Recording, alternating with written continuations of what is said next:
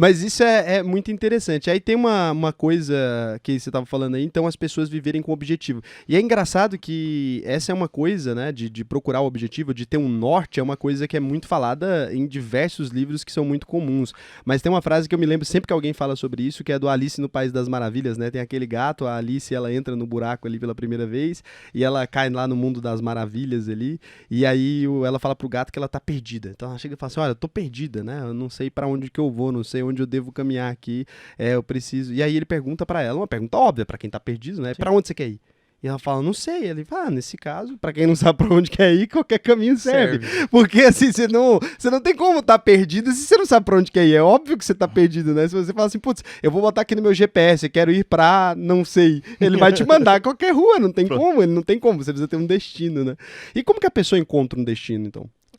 Essa é uma pergunta que eu escuto muito, né? Pra onde ir? Como que é que eu enxergo o propósito da minha vida? Como é que eu enxergo qual direção tomar? Quando a gente fala sobre sentido, a palavra sentido, né, da física, na verdade, a origem dessa palavra, sentido é uma seta, um vetor, que parte de um ponto e aponta a outro lugar. O grande problema das pessoas não enxergarem o seu propósito é, de fato, elas não conseguirem responder a primeira pergunta. É aquele ponto inicial, parte de um ponto. Esse parte de um ponto a gente não sabe qual que é.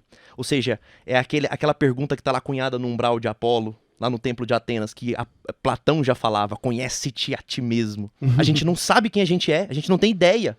Eu olho pra mim, eu não me conheço, eu não sei quem eu sou. Então é óbvio que eu não sei pra onde ir. A gente não consegue ter um senso de direção e propósito sem primeiro olhar pra si. Sem primeiro contemplar a sua própria natureza e falar, cara, quem eu sou, sabe? Porque a primeira pergunta é quem de fato eu sou. Depois é pra que eu sirvo? Tá? Então, assim, eu nunca vou conseguir enxergar sentido na vida sem primeiro olhar pra mim, sem olhar pra minha natureza mesmo, sem olhar pra natureza humana. Por isso que eu falo que a crise hoje que a gente vive do ser humano é uma crise, sobretudo, de identidade. Essas pessoas que estão perdidas, igual a Alice, né, qualquer direção importa, e de fato qualquer direção importa. As pessoas estão atirando a esmo. Por que qualquer direção importa? Porque elas não sabem de que ponto que elas estão partindo. Não sabe da onde tá indo. Mas isso é uma coisa natural do ser humano, né? Porque a gente nasce sem nenhuma informação prévia, né? Você nasce sem briefing ali, você vai, te joga no mundo, né? Tem até uma coisa do Sartre, um filósofo, e ele tinha uma coisa que a gente fala sempre de buscar a essência. O que a gente tá falando aqui é de buscar a essência, né? E aí o Sartre falava que, exatamente da maneira como você tá colocando, ele fala assim que a existência, ela precede a essência. Então, primeiro você existe. E depois você tem que encontrar um motivo pra isso. Não é obrigação da existência te falar pra que você existe, né? Exato. A essência você busca depois, sozinho. E como que a pessoa vai buscar isso? Eu falo assim, de maneira prática, né? A pessoa que tá ouvindo isso aqui em algum momento ali, e aí ela tá num canal de finanças, né? Ela tá aqui procurando algum tipo de desenvolvimento. Normalmente uma pessoa que tá querendo dinheiro, porque é isso que as pessoas vêm fazer aqui, né? Ela vem procurar o dinheiro. Só que o que elas não entendem, né? Que esse é um caminho que é o contrário. Primeiro você precisa saber algumas coisas mais básicas na sua vida, né? Primeiro você precisa saber o que você está fazendo, o que você quer fazer e para que você quer o dinheiro, né? Porque o dinheiro por si só ele é um meio, ele não é um fim, não serve para nada, ele não é um objetivo a ser alcançado. Só dinheiro por dinheiro não tem como ser um objetivo. Como é que essa pessoa vai olhar para si mesma, né? Porque isso é a saúde mental, inclusive. Sim. E como é que ela vai encontrar esse, sei lá, esse propósito, essa essência? Cada um chama de um jeito. Né? Eu falo o seguinte, voltando àquela frase que eu falei, só existem dois momentos pro ser humano, é o agora e a hora da nossa morte. Então, a forma correta da gente fazer isso é, primeiro, a gente olhar quem nós somos hoje, né? Quem nós somos diante da realidade mesmo. Responder essa pergunta muito claramente, porque a gente tem uma mania. O que são a origem da maioria das doenças psiquiátricas? A ansiedade, a depressão, a esquizofrenia. Esquizofrenia em alto grau porque ela tem um distúrbio estrutural também, mas fundamentalmente a ansiedade e a depressão. O que é o grande problema delas? É uma neurose, ou seja, a pessoa olha para a realidade, mas ela nega aquilo que ela está vendo. Ela nega algo que é natural, algo que transparece nela, ela olha para a realidade e a nega. Ou seja, ela não consegue afirmar-se diante da realidade, sabe? Eu sei quem eu sou mesmo. A pessoa não consegue fazer essa afirmação com clareza. Então, a forma prática que a gente teria de conseguir se firmar um certo destino, digamos assim, é primeiro colocar os pezinhos no chão. Sabe? Vamos lá, quem que eu sou? Sabe? O que eu sou mesmo? Vir pra realidade mesmo, né? Vir pra realidade, pisar na realidade. É aquilo que eu falei.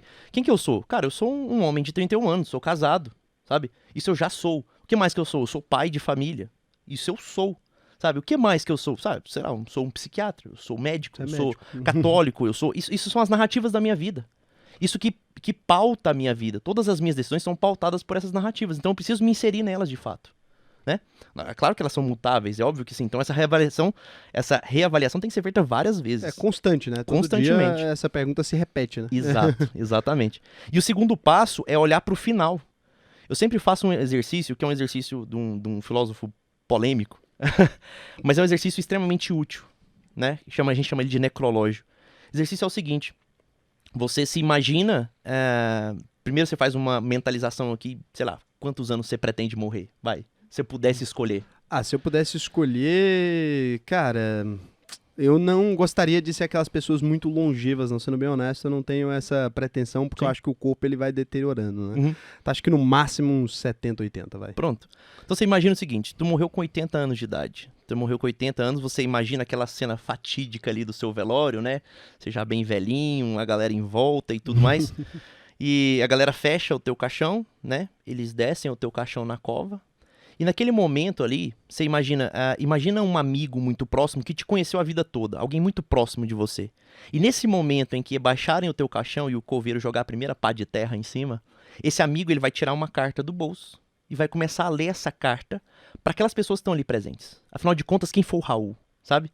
Ele falou, bom, Raul foi um homem, né? Morreu aos 80 anos de idade, meu amigo. Raul era o quê? Ele era um homem casado, ele era um homem que dedicou a sua vida a fazer o quê? Ele era pai de quantos filhos, sabe? Ao longo da sua vida ele se esforçou pra fazer o quê? Vai ter nos bullet points ali, Isso, né? exatamente. A gente tem que saber como que eu quero ser lembrado ao final. Se a gente tem isso como um norte, é óbvio que vai ser muito mais fácil da gente encontrar essa direção. Isso é do Marco Aurélio. Ele sofria muito para acordar todas as manhãs, porque ele tinha muitas dores no corpo. O Marco Aurélio ele era um dos imperadores romanos e ele era um filósofo também, né? Então, ele tinha muitas dores no corpo e aí as pessoas, né? Ele sempre se questionava o porquê de acordar, porque era difícil para ele. Ele acordava com dores, para levantar da cama era complicado. Ele só começava a trabalhar normalmente na parte da tarde. E aí sempre perguntavam para ele, né? O que motivava ele, né? Ele tem as reflexões dele que ele escrevia e tal, então você consegue ver isso. Era uma coisa que aparentemente as pessoas perguntavam pra ele o que motivava ele com dor a acordar, porque ele chega em raciocínio sobre isso, e ele fala que ele só acordava e só levantava da cama porque ele tinha uma obra de arte única, né? Que era a própria vida. Então ele estava esculpindo a vida dele, era uma obra única, como se ele fosse um artista e ele estava esculpindo a própria vida. Então ele era a obra dele de homem, é isso que ele fala. E aí eu tô esculpindo minha obra de homem, né? É isso.